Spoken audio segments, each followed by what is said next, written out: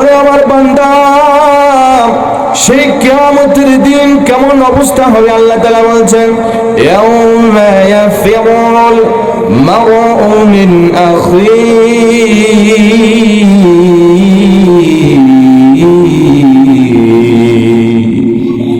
আল্লাহ তাআলা বলছেন সেই কিয়ামতের দিন মানুষ তার আপন ভাই থেকে দূরে সরে যাবে, মানুষ তার ভাই থেকে দূরে সরে যাবে, অথচ মানুষ আশ্রয়ের জন্য তার ভাইয়ের কাছে যায়, সাহায্যের জন্য। কিয়ামতের দিন এমন অবস্থা হবে, এমন অবস্থা হইবে রে ভাই, ভাই ভাইয়ের থেকে দূরে সরে যাবে। ওয়া উম্মিহি ওয়া আবিহি,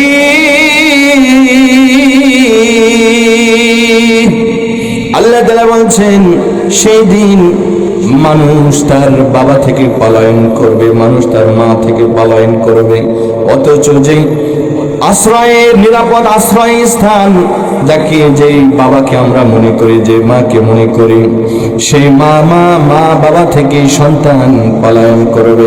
ওয়াসাহিবাতিহি ওয়া বানি, মানুষ তার সন্তান থেকে, সন্তান সন্ততি থেকে পলায়ন করবে রে ভাই।